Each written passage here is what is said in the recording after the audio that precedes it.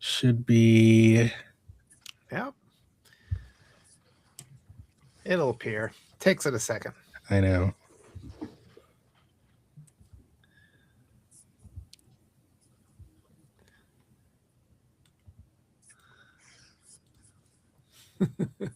Every single video I have starts with just a random word because I just start talking. I'm just like, I'm not waiting anymore. I'm No, not you're waiting for you to. yeah. I mean, you're like a pro at it now. I'm still like skeptical every single time. I'm like, is it Oh, really? Is it going? Is it not going? I don't oh, know. we didn't just lose Jack. I guess he just covered his camera. I think.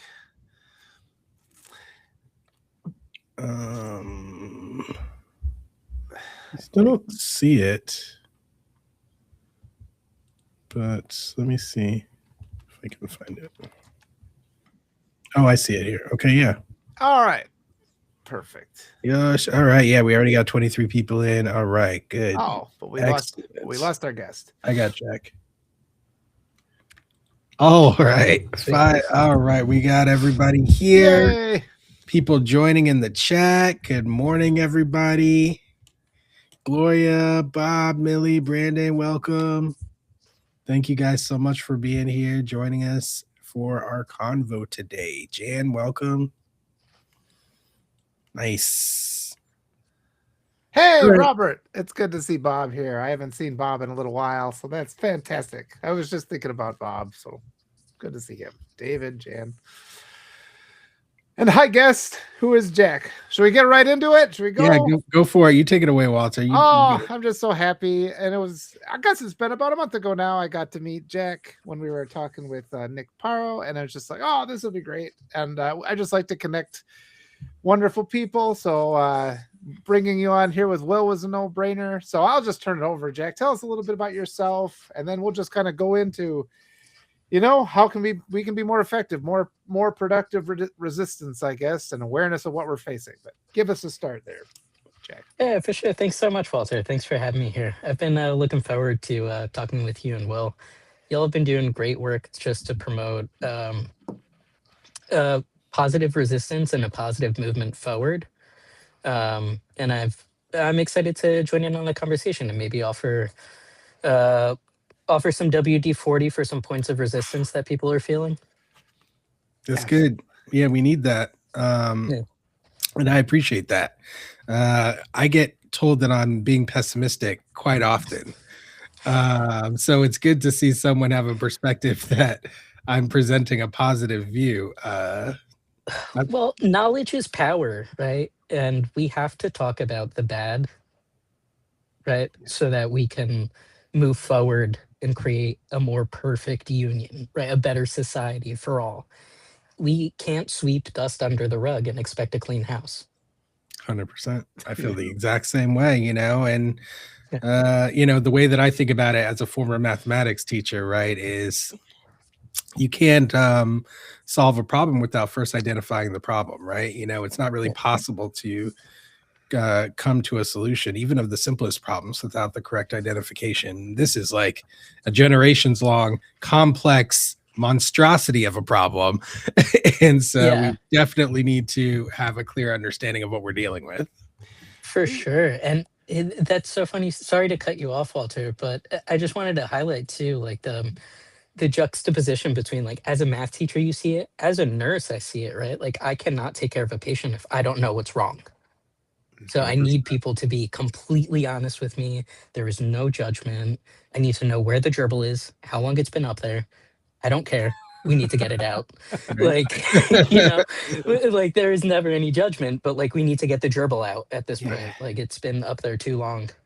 Well, that's adding a little levity like that is perfect. Yeah, and that's the big thing is that we have to be realistic about what we're facing, and that can make you feel hopeless. And I was just doing things like I was in a live I did with Nick and the other guys. I just started like dancing, just like it's like this situation is serious, but I just got to do something because like this, it starts to crush you. And it actually took me like a week to figure out what the heck I was doing. I'm just like, guys, I don't know what happened to my brain just then. It's like because you guys were. I just started moving like this. It's like end of the world. I was doing that with Dr. Stephanie Wilson the other day too, we would just say things like death spiral, and then or death funnel, and then we're like, gotta dance a little bit, like. So you have to kind of fortify yourself, even as you're being realistic, and then you can be dismissed as if you're being frivolous. But it's like, no, I am facing the reality of what we're up against, and I'm doing what I can to get to confront it. So I think that's an important thing to note for everybody too. It's called gallows humor. It's super important for people living through trauma. Nurses use it a lot. EMTs use it a lot, right?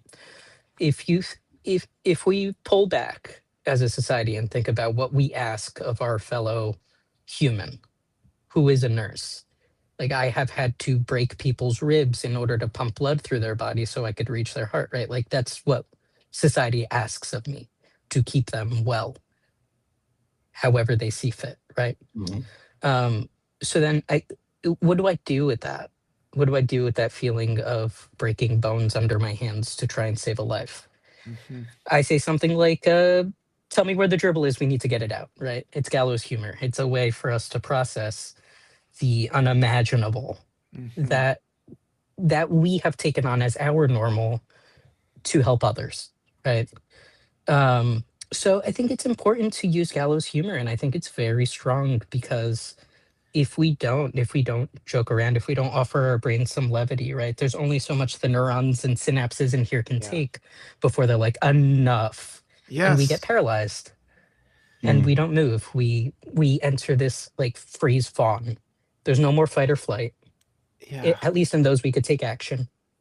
We enter this like freeze fawn where we either sit there, do nothing, or we appease the overlords. We need to move out of that, right? So be silly, be whimsical, make offhand jokes every now and again. That is not at the expense of others, right? Yeah. Like what I said now, like what I said just then, it's silly, right? It's a little like, oh, the gerbil, where is it? It's not hurting anyone.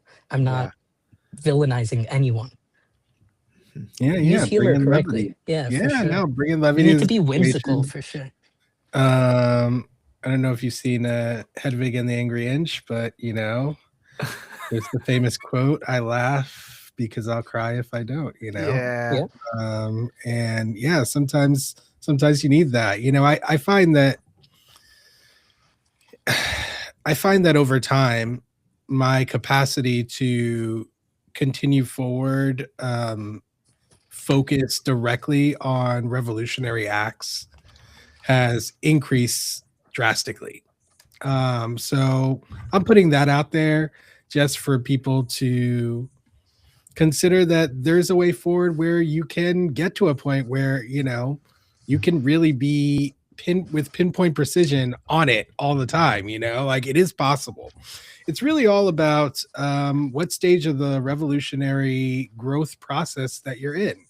With my work that I talk about deconditioning people from white supremacy, you can really see after talking to hundreds of people, about this subject matter, that everyone's at a different stage of the growth process, right? In the deconditioning process.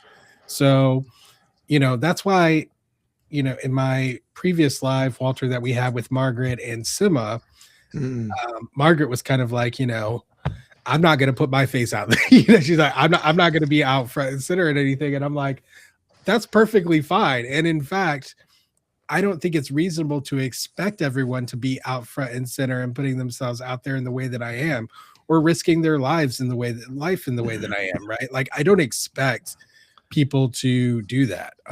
It's just the stage of the process that I am in deconditioning, haven't been doing it for so many decades at this point. I'm just at that point, and so I try to meet people where they're at and just try to say, okay, like, here's where you're at, whether you're just learning about the world, and the level of evil that we're experiencing and the authoritarianism and what the future might bring, right? And you're feeling scared, but you want to do something, then I always encourage people in that frame to start with themselves, start with educating yourself even more and focus on that education, focus on sharing what you're learning with people in your own social circle. And that's enough. You don't need to, I think that has to be enough for someone at that stage. If you've already spent a significant amount of time educating yourself, then maybe you need to think about taking further actions, right? And you expand the circle over time, and everyone's timeline is different. I love that, Will. And I heard someone equate it to like joining a choir, right? Like we've had this dismantling white supremacy, decolonizing America choir has existed for decades. Mm-hmm. People are joining. They're learning the song, right? We you know the song. I've learned the song. I've made it a point to read a people's history of the United States, learn about Portugal's role in colonization in the world and how and reflected on that, and the role that my ancestors many years ago played on the direct harm that I'm facing today. Me and so many others, right? But I am looking at this from like a selfish point of view because I have to feed my ego so that I can feed other people's egos, right? In order to just like help society move along, we have to make ourselves feel good so we can make others feel good. I did not feel good sitting with the fact, like as soon as I started learning about like Fernando Magalhães, better known as Ferdinand Magellan, um, and like all the nonsense that they were doing, I was just like, ooh, this isn't Mm-hmm. good. And it feels like history is not being taught to me correctly because I was learning history through the eyes of the victor, Mm-hmm. which is never the truth, right? Mm. So I was just like, no, I have to Yes. learn. So I learned the song, and now I'm trying to help other people learn the song too, so we can all like sing this loud song as a joyous chorus. Perfect. So you're totally right, Will. First learn the song, right? Pick up some books, read some books yourself, and then teach your neighbors the song too. And then Yeah. your neighborhood will become joyful. And like small steps, but we need to all take them today. Oh, you're a calming presence for me, Jack. You're exactly what I needed right now. And I can pivot on this because I want to address, and maybe you guys can help me, because over the last couple of days I've been really wrestling. Because I mean, in addition to like hopelessness, like Will mentioned, there's just that sense of frustration with the fellow people in your community, especially when you're a person. And I've not been directly targeted, but I mean, my kids are directly targeted. And there was a time when I was in my 20s and I just had to leave the United States. I have to get out of here. This place is killing me, and I left the country. And leading up to that, there was just so much indifference, and there's all these people pressuring me and there was no help, and I go through these cycles, like when Liam Ramos, and I know there's all these other kids, we just don't know their names, but they're being held in these detention facilities. But when we knew Liam Ramos, it's like becomes real again. And I was walking through my community just being like, free Liam Ramos. I had to say something. I was just telling this to people, and I'm like, how do I get through to them? And I was feeling that frustration. I was understanding I wasn't being effective because I was so frustrated, but I didn't know what to do with those emotions. So I don't know. I'm sure you guys know what I'm talking about. If you can offer me any guidance, I would love to have it. Like, what's a better way to process that? I don't know. I mean, I don't know if there's like necessarily a better way, right? Like you have to work your way through these emotions, and so my advice would just be to kind of lean into the origin of those emotions, right? Like, because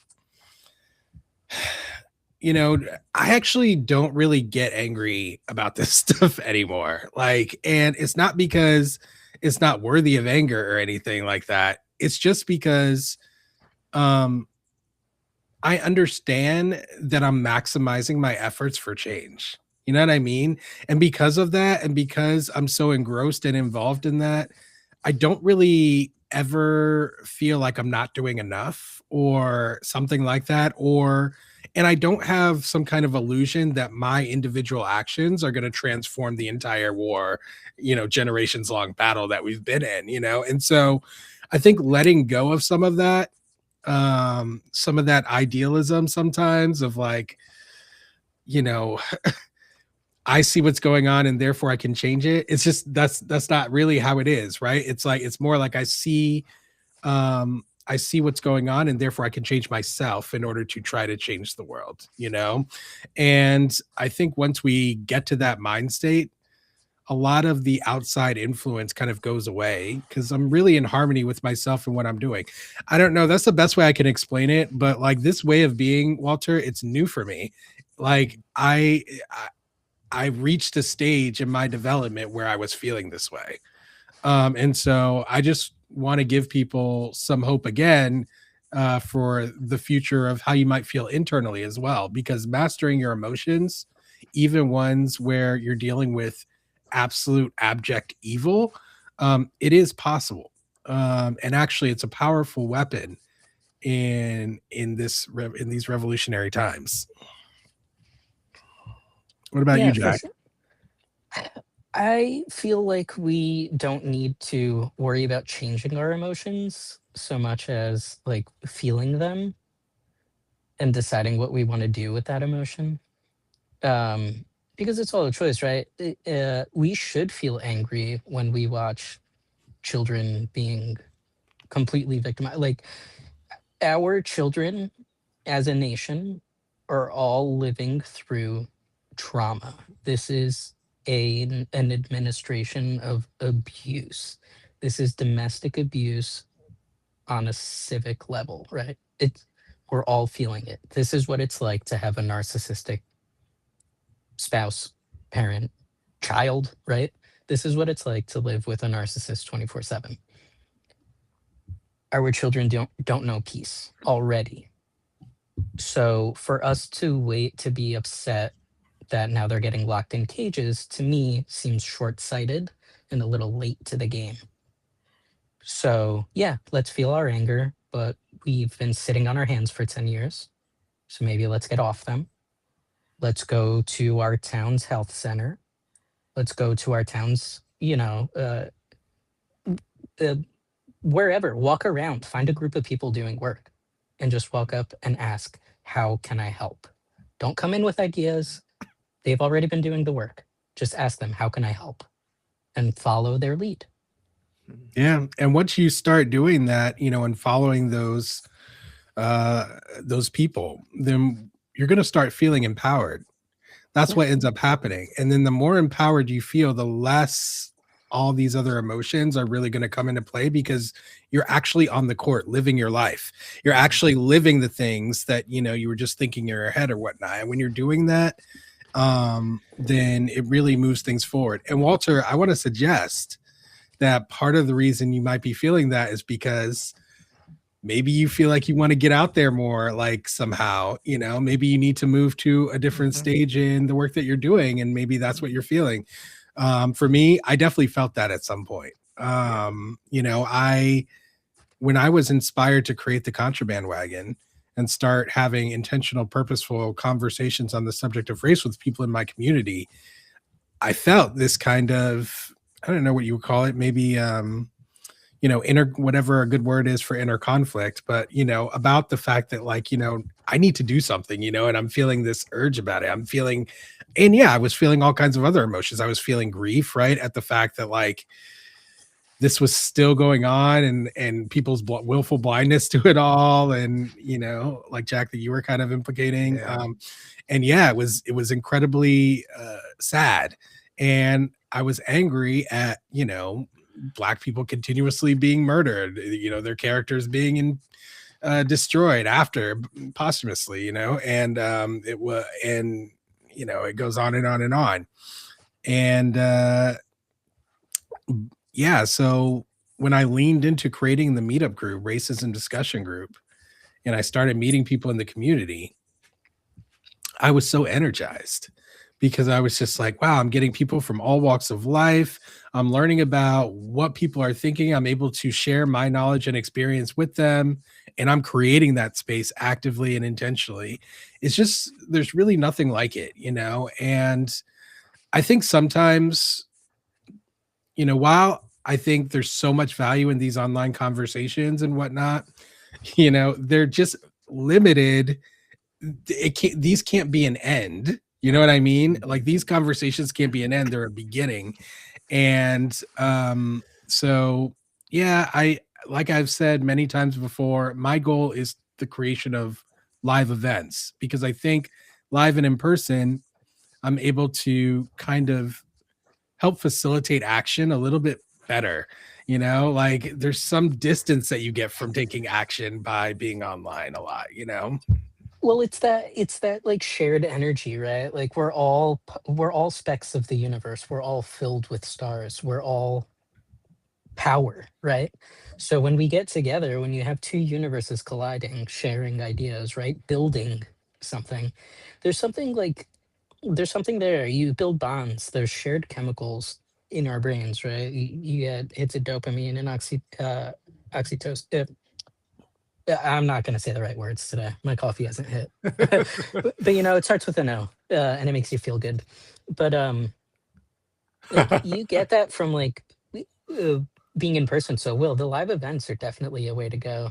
And I heard you mention that yesterday, wanting to do like set up more live events, and I think that's super powerful because there's something between talking about the tools with each other here on the, like we're just talking about them, but when you can be with someone, you can hand them the tool Yeah. and show them how And to use it.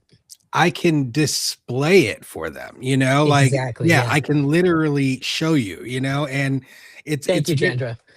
Go There ahead. it is. Yeah. it's very difficult to get people to understand the difference there, like it's a little bit difficult to show online. It's still possible, but like it's just a harder Yeah. option. And I wouldn't, yeah, go ahead, Walter, go ahead. Oh, I was just And then going I'm to going to pivot read to this something. comment from Amber. Yeah. Okay. I'm going to keep going. I want to pivot to this idea of the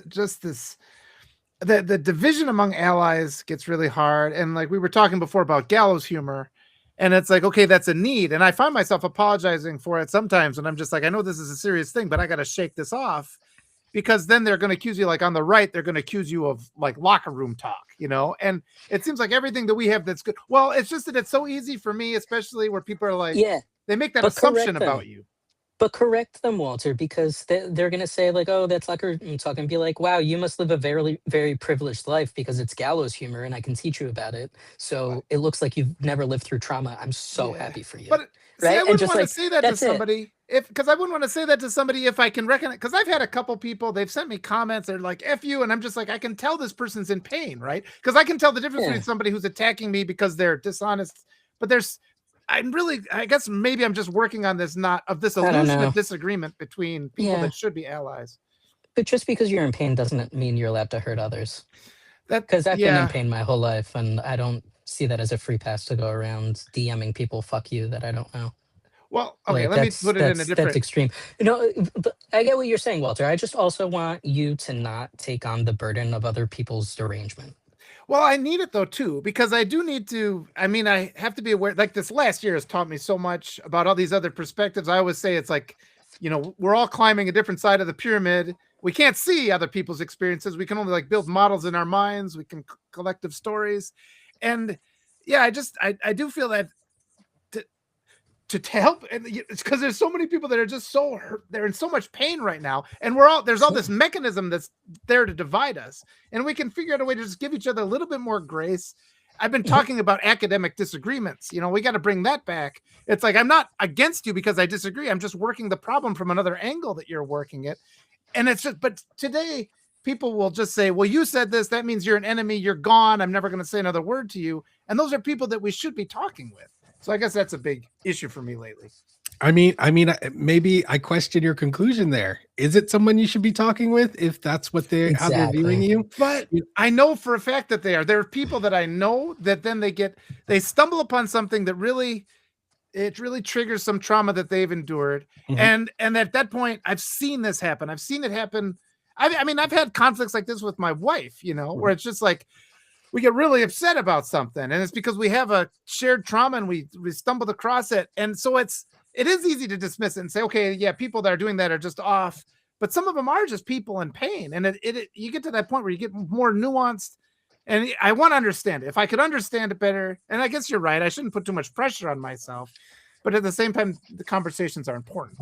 Yeah, no, I mean, I think communicating about each other's pain is a great way of building community, right? It's definitely a necessary element of this. And I don't want to dismiss people because they have trauma or because negative emotions arise and maybe they act on those negative emotions. I'm not the cancel culture queen here, like I don't believe in it, but also you have to hold people accountable.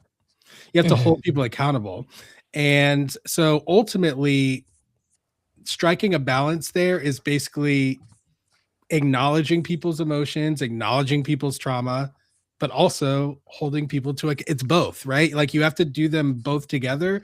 Otherwise, you're just turning yourself into kind of a punching bag, and and you don't want to create that for yourself, that scenario. What do you think, Jack?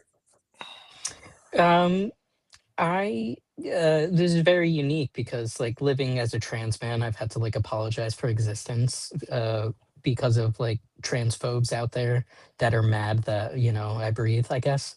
Um, so like I can't have the same level of understanding for those folks as like, well, I'm sure you don't have that same level of understanding for like blatant racism, right? Like at this point, no. Like there's Right. enough education out there. Like no. Right. Not in the year of the Zorb 2026, right? Like we're not playing these games anymore. We're not going to be debating humanity.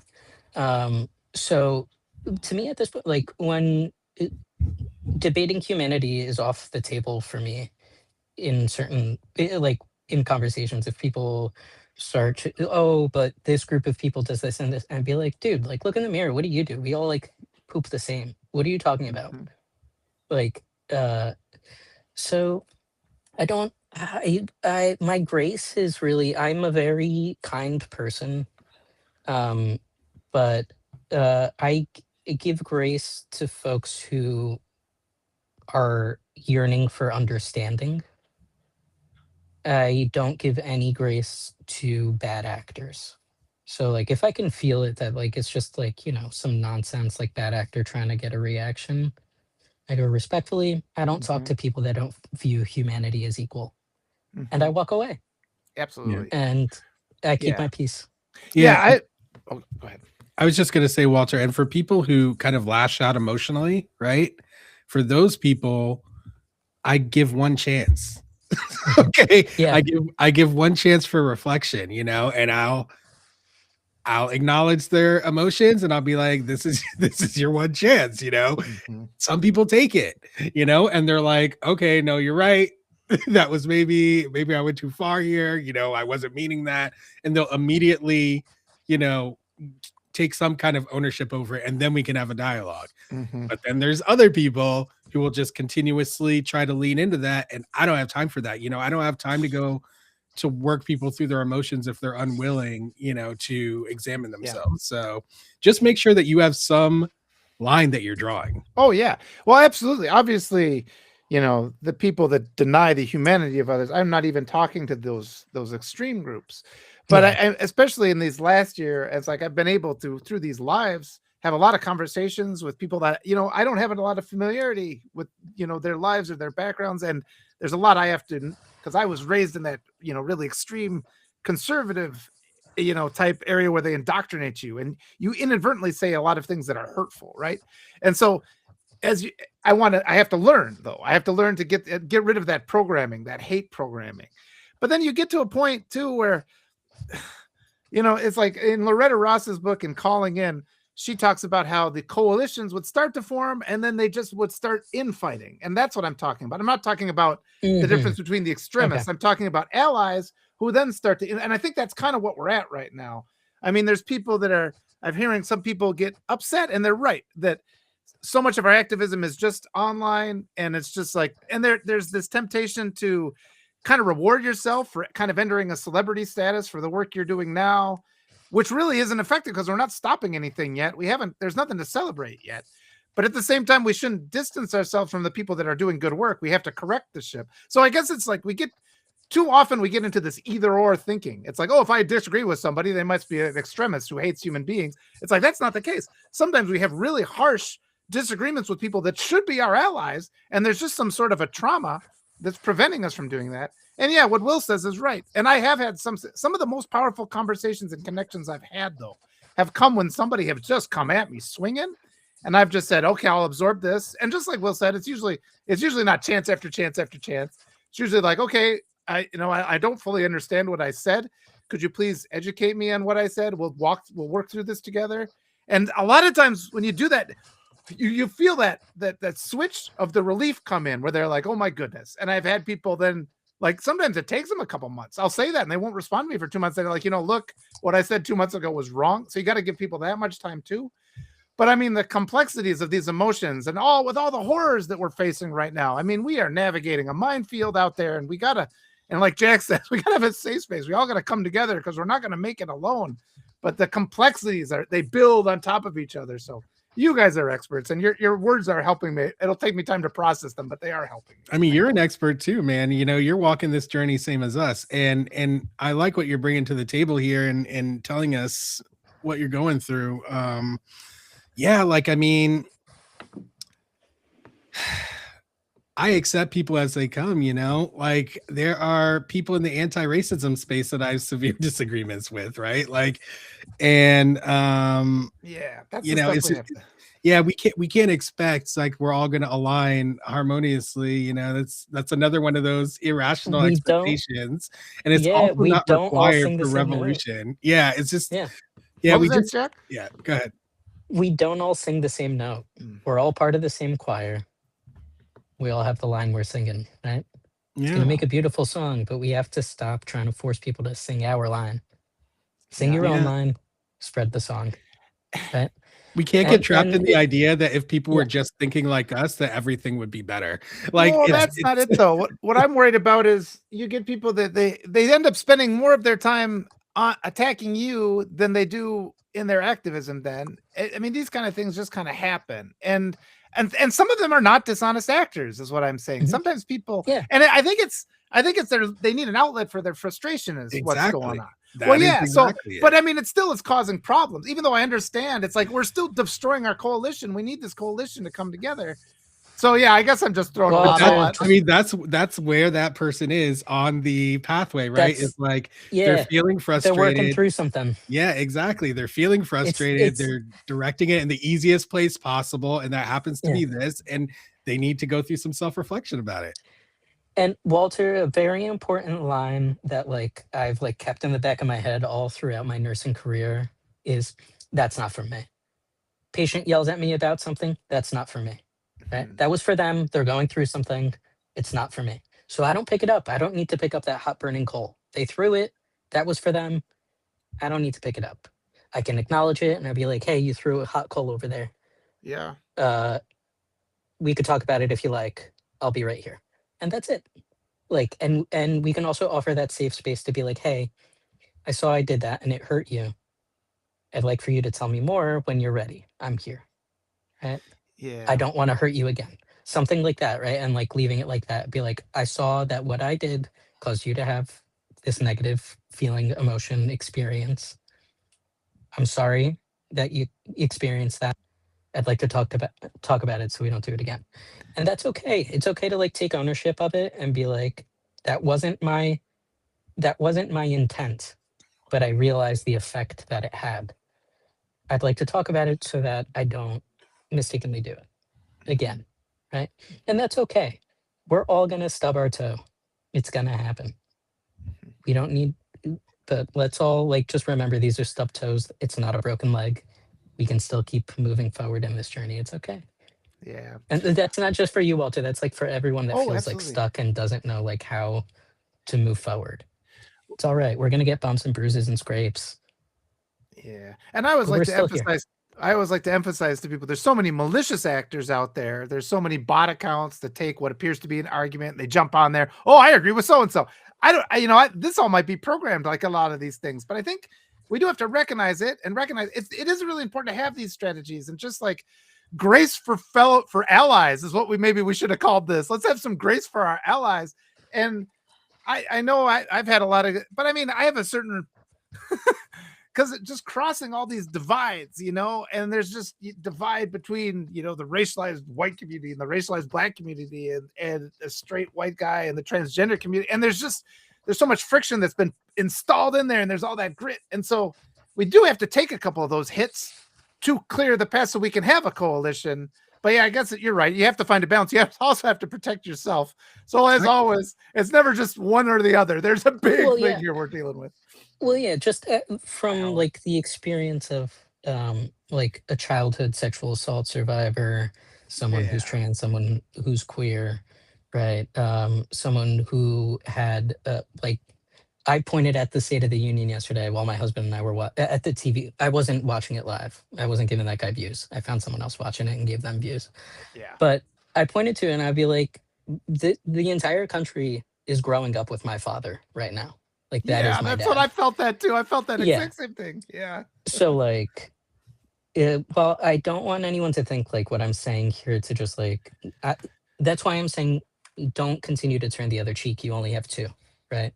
You get smacked, right? Someone does something bad to you. You could turn the other cheek, like Will said. They get that one chance. I give them that one chance too, but I've only got two cheeks, so I can't keep turning, right? Yeah. And at this Yeah. point, like we have to decide, like, do we want to keep getting beat up by our bullshit 80-year-old dad that like Yeah. or are we gonna stand up to daddy and be like, excuse me, asshole, quit touching my like quit touching my kids. Yeah. Yeah. And I think Like like bring that's it back to like yeah. allyship, right? Like I think it's also very important that we distinguish, Walter, the people who you were talking about who are our Mhm, true allies, right? Share our values Yes. and are still working through trauma and emotions versus people who don't share our Oh, values, but mhm. still may have that same kind of trauma and emotion and that's so still may important. have it manifest, right? Like, and so that is really how I decide how many chances to give people. I rarely will give people more than one chance, rarely, but like it's normally because I recognize something in their Yeah. initial response that shows me that we do actually have shared values, something that couldn't be faked, right? In my personal opinion, I think I can perceive that at this point. And so then I may, go further because I have the capacity, right? I have the capacity to hold other people's emotions, hold other people's pain. I've been doing it my entire life. I'm very skilled at it. And even though it's not Yeah. always what I wanted to do, now I'm a grown man and I can choose to do it, right? And so that's the situation I find myself in personally. But again, I don't expect everyone to be in that scenario, right? In Yeah. that position and have that Yeah. experience that I've had. So I think every individual person needs to decide for themselves, right? And I'm not going to make a prescription for everyone. All I'm going to say Yeah. is everybody needs to decide for themselves what they are able to do and what they're willing to do. And then that's your lane, and it doesn't have to stay, static, you can grow, you can learn more, you can expand your capacity as I have, and ultimately just one last note on expanding your capacity. The way I've done that is all self-reflection and self-healing. It Hmm. all is Mhm, completely internal. mhm. That's the way that I've managed to get to this level. And so um, I just want to make sure that people remember that taking care of yourself in this environment is in and of itself revolutionary, y'all. Okay. Yep. It may not seem like it, but it truly is. And you will be able to experience that if you really make it an intention to heal from all these traumas that we've been exposed to by way of being American citizens, of being in a country that's so violent and being in a place that, you're under threat all the time, really, anywhere you go, and so yeah. Uh, I really want to read this comment by Amber because I wanted to get that she wrote a while back here because I want to get you guys' reflection on it. It says, Willis discussed racial bias in medicine. Jack, you mentioned the coping necessary for reconciling having to break someone's ribs or sternum to save their life. What about witnessing racial and gender bias in a medical setting? While I appreciate that you said you aren't there to judge your patients, we know that isn't always the case with medical professionals we rely on to keep us Mhm, alive. mhm. So I guess she wants your Yeah, fair. perspective on that.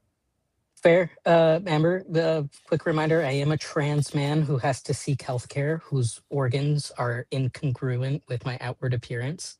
So I totally understand being othered by doctors and other healthcare workers, while I am an individual person with hopefully what I imagine a good heart in my chest. I do my best to treat all of my patients like human beings because they are. That said, I have been dehumanized by doctors and nurses myself and called it myself. So I see you. And yeah, you're right. It does happen. And we all have to do better as a society to not do that to each other. Yeah. You got any words on that, Walter? Oh, I'm just sorry for your experience, and I'm just sitting here you know, reflecting. it's not mine individual. I appreciate that, Walter. I just like want us to know that like Will has felt this too in doctors' offices. God forbid we want to talk to our doctors about safe sex practices unless we find the right queer doctor. We're going to be looked at like we're just, you know, trying to spread disease when we're like, we just want to like have fun. Maybe Yeah. like if that's what we're into, right? Like, can we just talk about safe sex practices? And doctors are like, no, Yeah. you gay man. Yeah. So like we get it from like um I was the translator. I'm sorry to like stick on this medical thing, but just like for folks to like so I was the one of the first people in my family to learn English. So I had to translate doctor's appointments for my family members and the doctors, right? Like here I am, 6-year-old, translating about hypertension back and forth. So like I also saw the racism when it comes to whether or not you're English speaking. So Mhm. I see you guys. And like I think that might be like one of the driving forces why I went into nursing was to try and like right the ship a little as best I could for at Yeah. least the people that I Oh. cared for. And that's all I can do individually as a person. Yeah. What's upsetting is the extent to which crimes against humanity are normalized in the United States. I mean, in the world too, but my focus is the United States. And I've been starting to say, you know, restricting or stealing women's bodily autonomy is a crime against humanity is a thing. Yes. And there are other examples of that.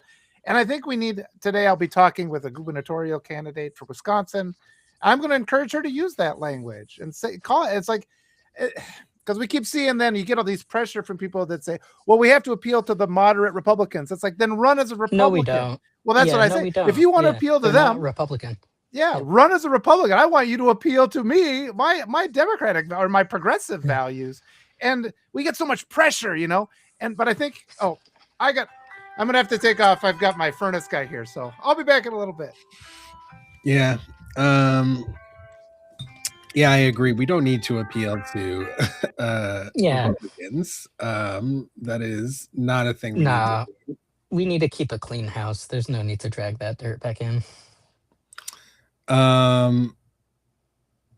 So there was something else that I wanted to say. Let me see if I can grab it. Hang on. Yeah, so I was being asked in the chat about values. You know, there was a Cassandra had a comment. Shared values is tricky. Which shared values? Seldom is there 100% overlap. Mm-hmm. Yeah, like I don't think that we need to have 100% overlap, but I do think that there are values that are incompatible with each other, right? Like, yeah, like I value truth, and I think truth is a value that is fundamental to revolutionary action. So if you don't share a value of truth, right, and if truth is not meaningful for you now, then Walter, you're back. You gotta use the link, brother, and to come back in. I can send it to you if you need me to. But yeah, I forgot what I was just saying.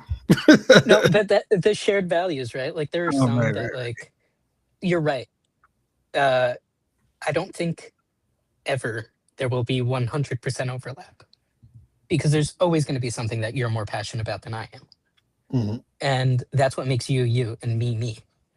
But like there is a baseline of like you're right, Will, you said you need to believe in the truth, right? Like that's the floor. Believe, and for me it's like believe that every life is equal, right? Like if you don't view every life as equal, I can't have you in my orbit. It's toxic. Goodbye. I don't want you throwing off my pH. Get out of here. So like it's all right to have those hard lines like that. I think it's important to. Walter, check your creates safety. Oh yeah, sorry, you're 100% right, Jack. Sorry, Walter, check your messages. You should be able to get back in with the link I just sent you. Yes, Jack, you're on point as per usual. um, Yeah, I so try. I've grown a lot of gray hairs trying to figure all this stuff out. So yeah, me too. And I think that's another important part of the conversation is letting people know, like, we didn't get here without going through some pain, y'all. oh yeah, It like takes a significant amount of will to get to do you this see level. these wrinkles? Like there is no like there's not a lot of chill going on.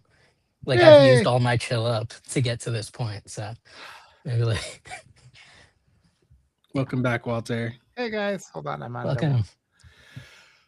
All right, thank you guys. I was telling you, I got my furnace. My furnace wasn't working last night. That's another thing. That's why I'm all emotional and tired because I didn't sleep last night. But let me resume and get back in. Sorry to take over there for a second. No problem. No problem. So yeah, another thing that's kind of coming up for me is, I'm going to be leaving the country soon. I'm leaving the country hopefully in 3.5 months. And I'm really trying to be more active in this time before I leave. I really want to get out there in my community. I really want to get there talking to people outside. And I always am, no matter where I go. Okay. Like, I'm always talking to strangers like about stuff. And guys, I'm an introvert. Okay. I had to learn how to socialize with people and whatnot. Like, and I'm talking about at a minute level. Like, I grew up with very little social skills, like just because of how I grew up and was raised. And so, yeah, I worked really hard to be able to learn how to communicate with people. And I've gotten to this point now, decades later, right, where I'm able to communicate with strangers about some of the most difficult, complex topics that are out there in the world within the first 10 minutes of meeting them, And I really just want to kind of flex that muscle more and try to use it to get people to decondition and see the results of that, right? And it's the work that I've already been doing for years, right? Right, but I really need to take this work to the next level, and I want to see how people are transforming presently, given everything that's going on with this regime. So, if anybody out there has a group of people even that would be interested in having the conversation or knows of a venue that would be interested in hosting, I'm willing to fly anywhere. I'm willing to travel wherever I need to go. Like, it's no thing for me because this is that important to me. And I believe that, it can be very beneficial to whoever receives it. So if you think that you can help make that become manifest, I would love to speak with you. Okay. DM me, follow me, DM me, let me know.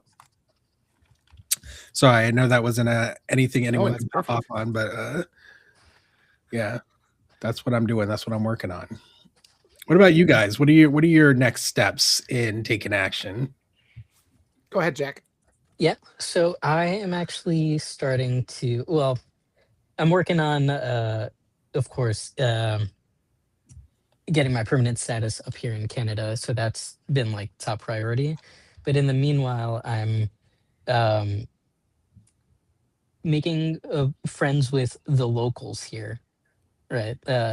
Going out to having dinner at my neighbors soon. There's a couple other folks that we're joining for drinks, and I have been just as like painstakingly honest about the American experience as possible to the Canadians up here to try and help squash this little Maple MAGA movement that I believe Ugh. are just bots online. Because everyone that I've spoken to, they're either like a misinformed boomer that like you talk to them for 5 minutes and they're like, wait, I hate you? I don't understand that. Because they start like saying transphobic shit to me. And I'm like, whoa, I thought we were friends playing dominoes. Like, what are you talking about? Yeah. And then like, so I've had a lot of those experience. So for what I've been doing, I've been putting myself out there more since I've gotten myself out of a country where my life was physically in danger 24/7. And now I'm in a country where at least my humanity is seen and I'm seen as a whole person. where I can be like, hey, you guys are slipping down this slope that the US went down, and like, don't do it. Don't do it.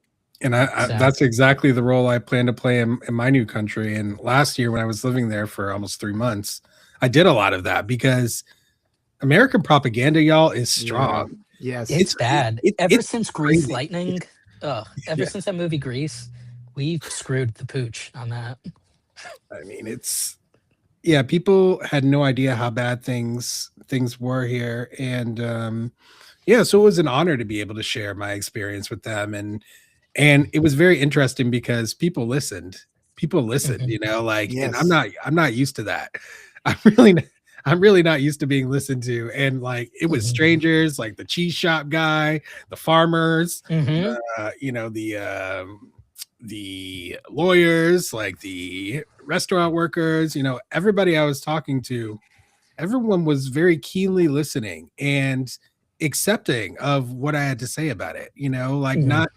Whereas here, I find that a lot of people want to impose, even if Yeah. their own, even if it's imaginary, they want to impose their own view on whatever you're saying, you know, oftentimes instead of like trying to take it in and accept. You know, and I think that pivots into what I was thinking, because that happens even among the people we think are the activists and we think are our allies. I think American is so indoctrinated with the right wing stuff, you know, and we've talked about this a lot. Like you get indoctrinated with it, but we don't realize we also confront the world that we try to defeat white supremacy using the tactics of white supremacy. And what you said earlier, when you were just recognizing there's a third option, you know, there's our allies, there's our enemies. If we just recognize there is that third group, you know, it's like we get away from that either or mentality, and it's not easy. It's really not easy, even if you've had experience doing that.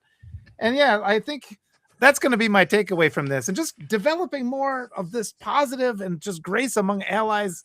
It made me think before of game theory, you know, the game theory where they said the best way to is the one that worked best. The strategy that worked best was tit for tat, is what it was called, where it's like you kind of respond as you're treated. But as they continued to develop it, they found you had to take a hit like every 10 turns. You had to do like an additional positive act, like just assume it was a mistake and then keep going on. And I think we've the navigating the messaging, because there's so many messages that come at so many different angles. There's so when I was talking with Arturo the other day, we were comparing the different ads we get. Like I get ads that are catered to a person who looks like me, trying to capitalize on my vulnerabilities and angers and traumas, because we've all had traumas in this country, and the traumas are what make us lash out at our potential allies. And Arturo was comparing his, and then I was talking to Shane, who's like me, but he's 26, so he was getting more of this like, are you an intelligent? Are you what did they use? Like superior intelligence young man? They were using like this pretty clear supremacy language to try to get him indoctrinated. And we were just kind of through our different perspectives, sharing the different ways that the different like really nefarious approaches they're using to divide us.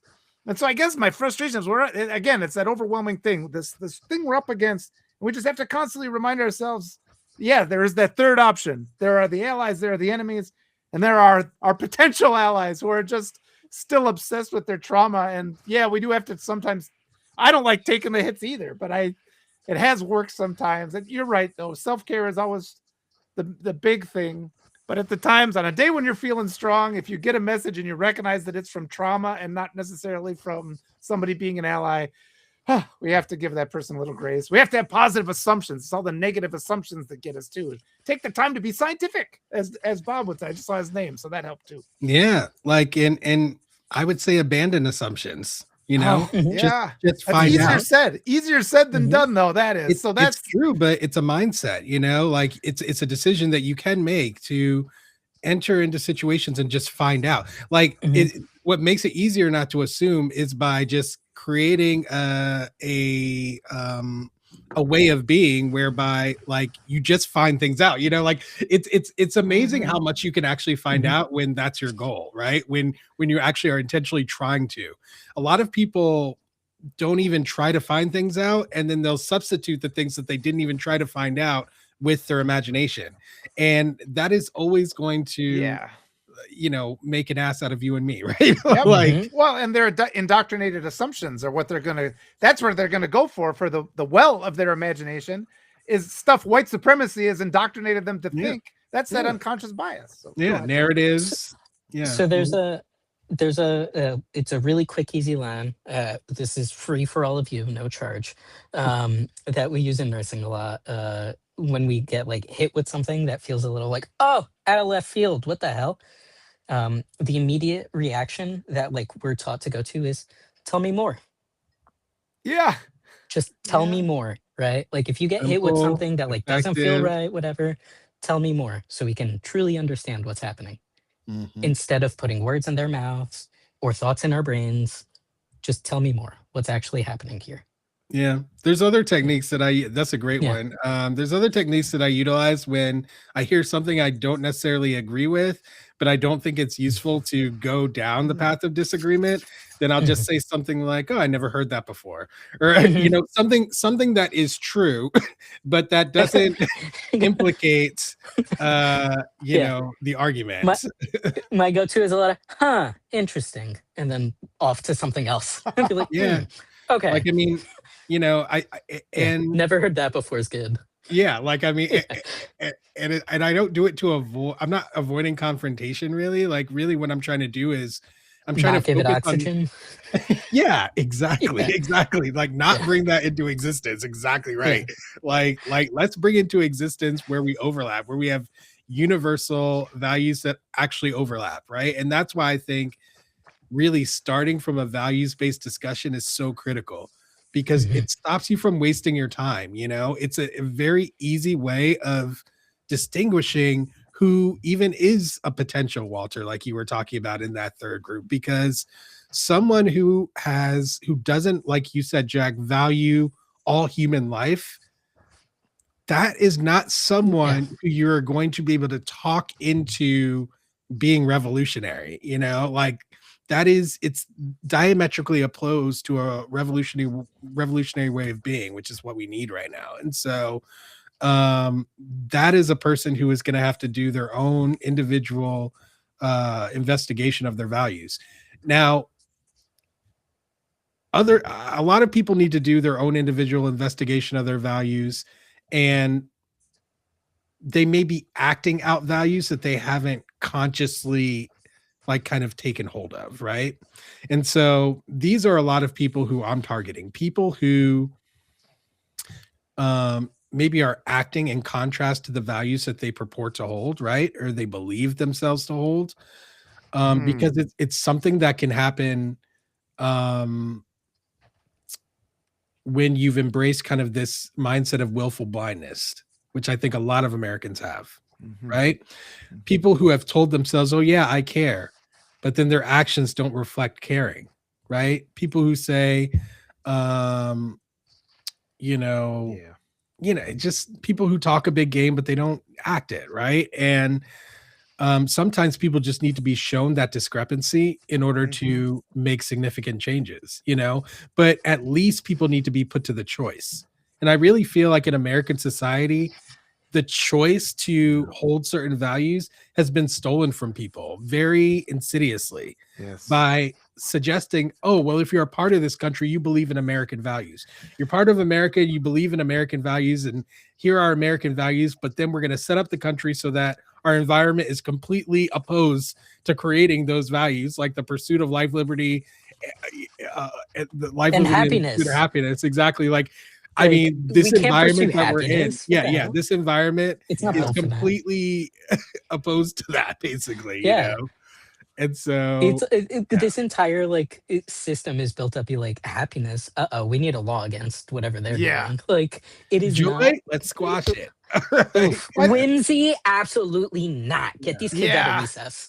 Like, But I think it's important too. Like the American identity is a trauma response, and it's particularly a white identity of this indifference where you're looking away, and it's awful. I mean, like there is a natural part. It's like I look away from something awful. We've made that our whole culture, looking away from something and just pretending it's great. And so just like. Yeah, the way that's fused too, because everybody in America think that's just the way human beings. It's like it's not. That's the trauma of our nation has put us in a trauma bond with cruelty, and then we think that's our cultural identity. You hit the nail on the head there, Walter. Because especially like I was lucky enough to not spend my entire childhood 24/7 in the U.S. I at least Mm, got to spend the warm months in Portugal, so nice. I always saw what it was like to spend a significant amount of time in a country that values humanity and Mhm, sees like it's a one-to-one the value of human life there, right? mhm, So growing up and being there and then coming back to the US and being like, well, my mom doesn't have the same rights as my dad, and I don't have the same rights as my cishet brother. And like, like, and my neighbor who's Italian has more rights than we have as a Portuguese family, but we look the same on paper. Like if you look at us, you can't really tell us apart too much, right? Similar complexions, similar part of the world that we come from, all around the Mediterranean. But like, but then I had more rights than my Latino neighbors, and that didn't feel good. So mhm, like, mhm, there's a lot that like individually, like I've processed through, um, that I think it's okay. Like I'm gonna let other white passing or white looking folk know, like it's time. Read your history, like mhm. know where you Yeah. fall in the caste system here in the US because it is a caste system. It's not like just Democrat or Republican and then you have this right or that right. It's like at what level can you pay to play for your Mhm. humanity in the US? Yeah. And like that's the caste that you're in. Mhm, Um and I've like never really fit into a specific drawer. I've always kind of like floated around everywhere depending on like am I getting pulled over? I'll probably have a better experience mhm, than will. Not to be like, we're just going mhm, to be honest at this point, right? Just mhm. on Yep. paper, when Yep. someone rolls up, I'm probably going to have an easier time at first, and then I'm going to hand whoever pulled me over my driver's license. And Jack is my Anglican name to make it easier for folks to like find me. But like my full name is on paper looks what this government would claim to be like Mexican, right? At this point, because that's what they're after. It's just a racist environment, Mhm, and we have to acknowledge the language they use. Um, so, like, then that privilege goes away, right? This facade of like, it's gone. And now, where was I born? Where am I going to be taken, right? Because, like, that's the environment we're in now. Mhm. And, like, English is not my first language. And when I see like when I think about my grandparents at the grocery store asking each other, like, do we want to pick up salmon for dinner in Portuguese to one another? Now I'm concerned that ICE is going to scoop up my 80-year-old grandparents mhm, because they're speaking another language other than English. mhm. So, like, yeah, folks, yeah, I mean, people are living many, many lives all at once. And I think it's okay to like do more than one thing or focus on more than one subject at the same time. Cause like um I am a trans man, first generation American who is living in exile because I've been Mhm, assaulted due directly to the effects of the last 10 years of this Trump regime. mhm, mhm. So like this is happening and like it has been happening for decades. I am not the first. I won't be the last, unfortunately. But we can make it so that less and less people suffer. Yeah. Um, and we do that by spreading more and more love and joy throughout our individual communities. That then will spill over. When you're able to climb up the ladder and make it out of the hellhole, don't pull Mhm, the ladder up behind you. mhm. Reinforce it so that more people can climb up the ladder. Yeah, I think we'll be all right if we just Yes. keep spreading Yeah. love. I don't know where I started, but I hope that landed somewhere nice. Oh, Yeah, it did. It that was landed a beautifully. very nice bow on it. Yes. I love that. I think that's actually very nice for our last words here. Yeah. Yeah. Yeah, and I couldn't agree more, guys. Let's support each other. Let's help each other. Find ways of helping keep your community safe. Okay, Yeah. because Mhm. that's what we need. There are practical things that you can do in order to help people find safety, at Yeah. least a little Bring bit. them groceries. If they Yeah, can't leave their home, all Yeah. kinds of check and things. make sure they still have food in the fridge, right? Bring them some clean, warm socks. Yeah. I mean, Ask them what they need. Start organizing something so people who need support can find you. You know, like so if you're able to, a fun little thing to do, especially now that it's the colder months, if you have the ability to maybe get some like clean socks, undies, right, like undershirts or something like that, and maybe just like leave a box out front that says like free to take, so like no one needs to like, and just leave it somewhere that it's easy for folks to walk by to just like grab a clean pair of socks if they really need it, because imagine not having that right now in the winter. That's tough. So small little things we could do for our neighbors. Maybe set some seeds out for the birds. And I want to emphasize too, is just that, because Will and I, one of the most important things you've ever said, you've just said, thank you for listening. You said that to me. And it's just, and it is so important. But a lot of times too, I'll listen and it takes me a while. And it's like, it'll take me a couple days to really understand. It's like, he said this and I have to approach it my way from my integrity. Right. And sometimes it takes me a little while to get there. And he's already like at the top of the mountain. And I'm climbing up the other side, but I have to climb up my path to see it there. And we just have to have grace for each other. And like, maybe every now and then assume somebody actually is on your side, because we're conditioned to just assume everybody is an enemy, and just protect yourself. Like Will said, and that was right. But at the same time, sometimes if you can tell, it's like, I'm getting frustrated. And what another thing you both said is right. A lot of times that frustration is because you're trying to impose something on reality that isn't true. You're mad because reality isn't conforming to your expectation. And I've gone through that experience a lot too. And I do try to reach, it's like trying to, because there's such a gap. There doesn't need to be a gap between our allies. There's that illusion of a gap between our allies. We have to bridge that. That's our job. So give people a little bit more grace, give them a little bit more time. Sometimes come back to them a month later if you're really, really mad. And it's the same way as somehow in the morning, something that worries you is not a problem in the afternoon, right? Sometimes that illusion goes away. Yeah. I think that's a really good point. This is, for me, this is continuous, like this is continuous work. And so, I told somebody see me in a few years, last month, so yeah, I mean, the door stays open for those who have an open heart and an open mind and are willing to walk through it. So for sure. Yeah. And quick little shameless plug. I did not write this book. Someone much smarter than I did wrote it. Ray McDaniel wrote it. It's called Gender Magic. For anyone who would like to be a better ally to the trans community, or anyone that wants to maybe explore their own gender identity. Gender is not a binary, right? You don't have to be man or woman. You can be man and feel feminine. You could be woman and feel masculine on various degrees, right? It's a Kinsey scale. We're all a magical rainbow.